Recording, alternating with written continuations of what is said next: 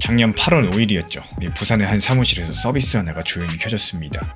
기관 투자자 전용 XRP 금고, 리플의 기술로 돌아가는 보관 서비스였는데, 근데 조금 이상하지 않으십니까? 이 금고를 다룰 법은 지금 이 순간까지도 국회 서랍 속에 잠들어 있습니다. 그래서 오늘은요, 이 법보다 먼저 지어진 금고 이야기를 말씀드려 볼까 합니다. 이번에 연합뉴스가 전한 기사인데요. 디지털 자산 기본법이 결국에 국회 문턱을 넘지 못했고 하반기 논의까지도 험로가 예상된다는 내용입니다. 이 법이 작년 6월 11일 처음으로 국회에 제출됐었고요. 오늘로 딱 404일째입니다. 그 사이에 비슷한 법안이 10개까지 쌓였는데 통과된 건 0개죠. 숫자만 보면 벌써부터 한숨부터 나옵니다. 또 미뤄졌구나. 우리는 왜 항상 이런 걸까? 리플 XRP 들고 계신 분들일수록 더 답답하실 수밖에 없는 거고. 근데 이 기사를 한꺼풀 벗겨보면요. 여기서 이상한 점이 하나씩 보이기 시작을 하는데요. 먼저 첫 번째 이상한 점은 이 법이 멈춘 이유입니다. 다들 이 법을 스테이블 코인 법이라고 부르는데 한 개에 1,000원. 이렇게 값이 고정된 코인을 만드는 법이라고요. 근데 발목을 잡은 쟁점은 딱 2개고요. 그 중에 하나는 스테이블 코인이 아니라 거래소에 대한 이야기입니다.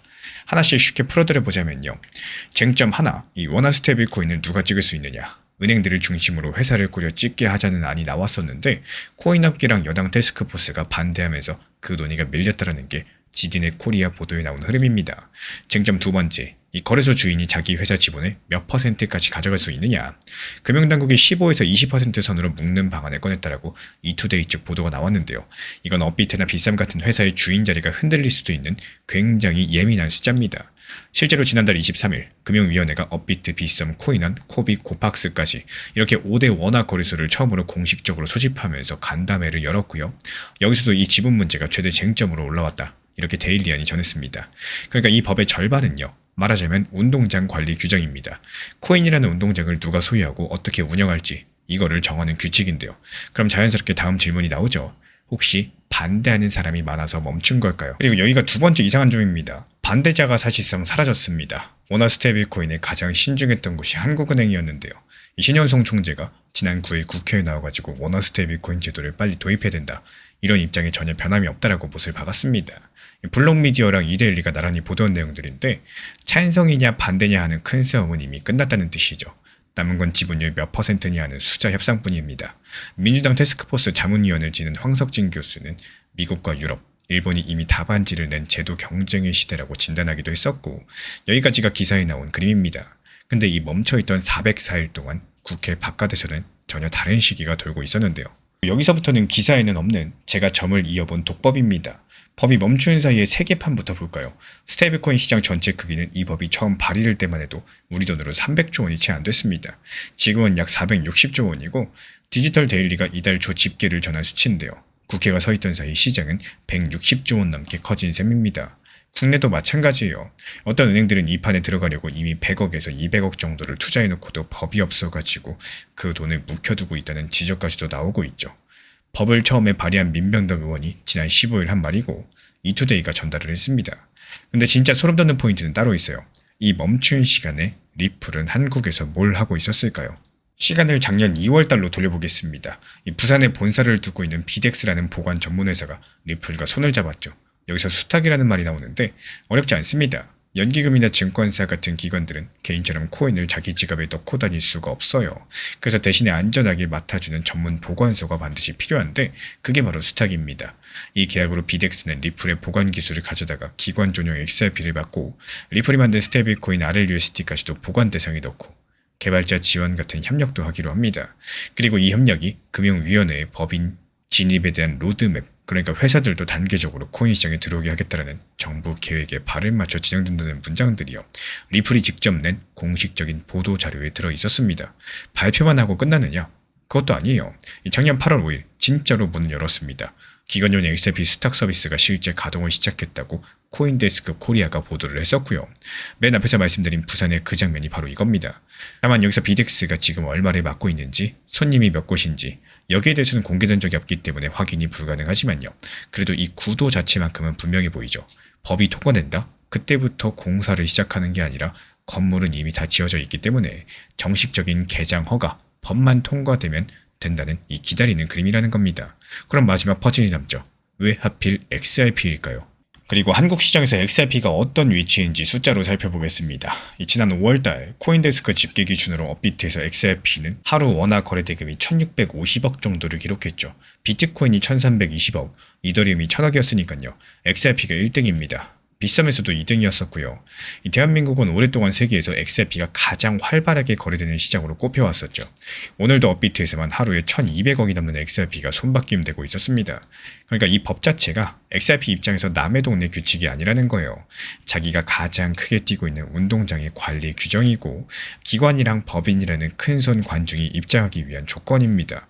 그럼 이제 남은 질문은 딱 한 개죠. 그래서 그 개장 허가 도대체 언제 나오느냐? 여기에 대한 겁니다. 달력을 한번 살펴보겠습니다. 지난 15일 민주당 반민규 의원이 일정을 상당히 구체적으로 밝힌 바가 있는데요. 정책위의장 인선까지도 마무리되면 태스크포스를 다시 꾸리면서 정부랑 협의를 거쳐가지고 9월달에 당정 통합안을 발의하겠다라는 거고, 이게 바로 이데일리 보도 내용입니다. 같은 날 이혁원 금융위원장은 대통령 앞에 업무 보고에서 연내 입법 완료를 공식 보고했고, 박 의원은 올해 하반기부터 내년 여름까지가 골든타임이라고 했습니다.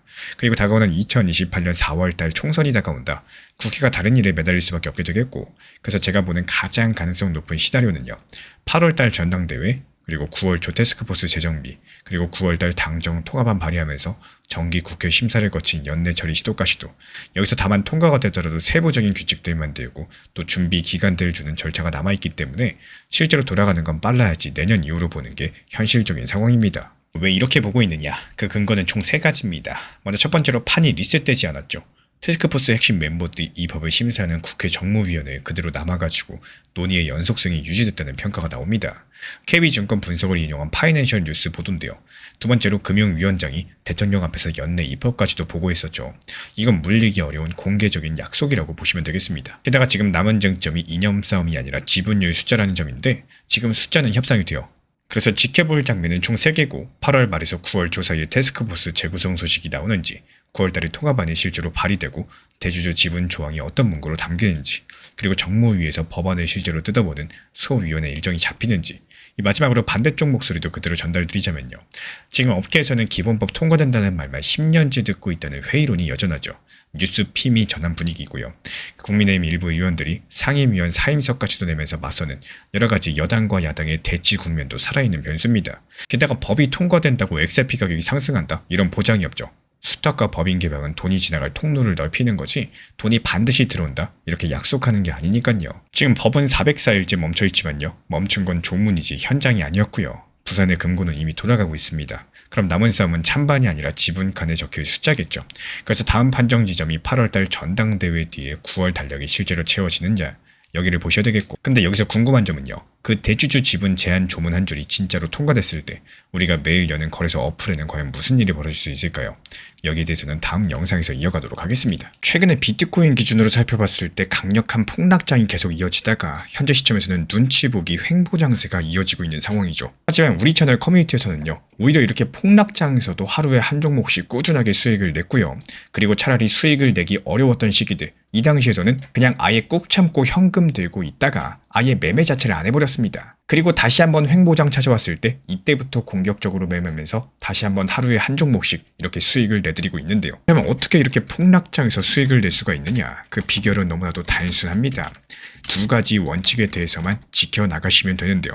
먼저 원칙 1번, 이 빠르게 수익이 날 수 있는 종목을 선정할 줄 아셔야 됩니다. 그리고 그 종목을 매수하고 목표가를 지정할 줄 아셔야 돼요. 그리고 이어지는 원칙 2번, 무조건적으로 확률이 높은 타점에서만 접근을 하셔야 되고요. 그리고 수익 내기 어려운 시장에서는요, 차라리 그냥 매매를 하지 마시고 현금 들고 그냥 꾹 참는 게 좋습니다. 이 간혹 가다가 매매 중독들 때문에 타점이 아닌데 무리하게 매수했다가 물리시는 분들이 있는데, 이런 것들 습관이신 분들 정말 많습니다. 정말 조심하셔야 돼요. 이렇게 말씀드린 2가지 원칙대로 진행을 했을 때 나오는 힘은요, 남들 손실 보는 폭락장에서 오히려 수익을 볼 수 있는 강력한 방법이 되어 주었다라는 겁니다. 실제로 이번에 수익을 낸 파이버스라는 코인은 업비트 상장된 지 얼마 되지 않았음에도 바닥을 견고하게 지켜주는 모습이 감지가 됐었고, 이 흐름을 제가 며칠 동안 계속 지켜봐왔습니다. 제가 계속 눈여겨보던 종목이었는데요. 그리고 이번 폭락장에서 시장 대비 강력한 흐름까지도 확인되면서 오히려 강력한 매수세가 들어오는 흐름들 감지되자마자 추천드렸습니다. 그리고 추천드린 지 불과 6시간 만에 빠르게 수익을 보고 나올 수가 있었는데요. 이런 방법으로 수익 내는 종목들이 한두 가지가 아닙니다. 기본적으로 제가 이렇게 다른 코인들 폭락하고 있을 때도 수익을 낼 수 있는 방법은요. 현재 시장에서 힘을 받고 있는 이 매수세가 강력한 테마를 가지고 있는 코인만 기술적으로 접근을 하고 있기 때문인데요. 특히나 여기서 제가 눈여겨보고 있는 게 웹3 코인들 그리고 AI 인공지능 테마들입니다. 지금 이 테마 종목군들 같은 경우는 어쩔 수 없이 지금 코인 시장 폭락장이라 가지고 숨죽이고 그냥 참고 있는 거지. 이게 폭락장에서 조금만 횡보장 이어지고 다시 상승장, 이 반등장이 이어진다면은 여기서 강력하게 30%에서 100% 이상까지도 폭등할 테마들입니다. 그래서 제가 따로 포트폴리오에 넣어가지고 이거 매일매일 실시간 모니터링 지속 감시 중에 있는 상황이고요. 이런 것들 감시하다가 그냥 조금씩 단기 타점 나왔을 때 수익 내기만 해도 이런 것들이 모여가지고 나중에 스노우볼처럼 엄청난 수익으로 발전할 수가 있다라는 거예요. 그리고 이런 종목들 특징이 뭐냐? 이 단기적으로 봤을 때요. 오히려 음봉에서 하락했을 때, 이 하락했을 때가 매수 타점이 됩니다. 아캄도 역시 마찬가지였죠. 오히려 음봉에서 매수 추천을 드리면서 하루 만에 완벽하게 수익 실현까지도 완료할 수가 있었던 이유가 오히려 하락했을 때가 기회입니다. 정말 신기하죠. 남들은 이렇게 오히려 양봉에 들어갔을 때 양봉이 매수 타점이라고 알고 있는데 우리는 오히려 하락했을 때 들어가가지고 상승하면 팔고 나온다. 이게 바로 테마를 가지고 있고 매수세를 가지고 있는 강력한 종목들의 특징인데요. 하나 더 보여드릴게요. 카이트 코인도 마찬가지였어요. 오히려 매수 타점은 이렇게 하락하고 바닥을 지켜주는 라인에서의 매수 타점이 있었고 상승했을 땐 뭐다? 팔고 나온다. 그리고 실제로 그 이유는 뭐다? 지금 시장 자체가 좋은 시장이 아니라 하락장이기 때문에 오히려 하락했을 때 매수가 들어가가지고 상승하면 매도하고 나왔을 때 다시 하락을 줄 거예요. 그때 다시 눌림봉에서 또 매수 들어가면은 또 수익 볼 수가 있겠죠. 이런 정말 기본적인 원리들을 이용을 하면서 폭락장에서 수익이 가능했었던 겁니다.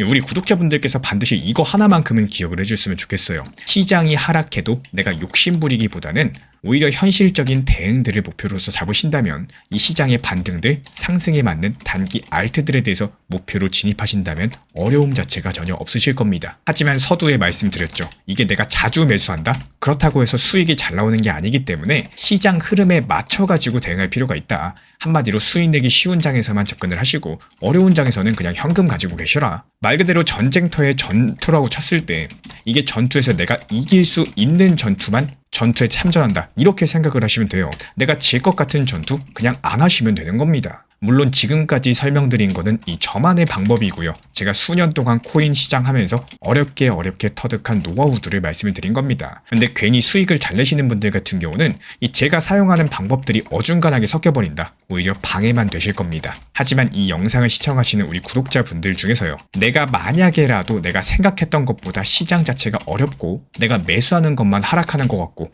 또 내가 매수하지 않은 것들만 급등하는 것 같다. 이런 느낌 드시는 분들 혹은 내가 어떻게 이런 시장, 이 폭락장에 대해서 대응을 해야 될지 모르겠다. 그리고 수익을 내는 게 이거 너무나도 어렵다. 이런 분들께서는 우리 채널 그냥 커뮤니티 입장하셔가지고 제가 안내드리고 있는 내용들에 대해서 참고하셔도 좋으실 겁니다. 단 여기서 중요한 점이 뭐냐? 반드시 하고 싶으신 분들만 입장을 하셔야 된다는 거예요. 안 하실 분들 그냥 안 하셔도 좋습니다.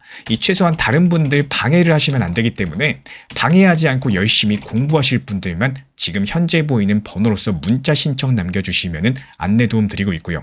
영상 보면서 따라와 주시고 구독과 좋아요만 부탁을 드리겠습니다. 그리고 지금 같은 폭락장에서 수익 낼 수 있는 방법, 횡보장에서 수익 낼 수 있는 방법, 그리고 상승장에서 수익 낼 수 있는 방법이 각각 다릅니다. 이런 다양한 패턴들에 대해서 연구하고 노하우들 전부 다 영상 강의도 도움드리고 있기 때문에 문자 남겨주시면 커뮤니티 입장뿐만 아니라 영상 강의까지도 제공 도움드리도록 하겠습니다. 제가 안내해드리고 있는 코인 신사 채널 멤버십 전용방에 대해서 짧게 설명드려 보도록 하겠습니다. 리플, 암호화폐 시장에 대한 중요한 이슈, 그리고 브리핑이나 시장의 흐름에 대한 전문적인 분석 내용 설명과 함께 차트상의 기술적 분석, 온체인 지표와 투자 심리에 대한 내용들을 같이 안내 도움드리고 있고 가장 중요한 투자 심리를 컨트롤하기 위해서 포트폴리오의 구성에 대한 노하우, 투자 심리 컨트롤에 대한 내용도 같이 안내드리고 있습니다. 코인 신사 스터디 멤버십 가입하신 분들께서는 아래 번호 혹은 신청 링크 통해서 남겨주시면 제가 연락드리고 있고 안내 설명과 함께 신사 채널 리플 전용 멤버십 방에도 입장 안내 설명드리고 있습니다.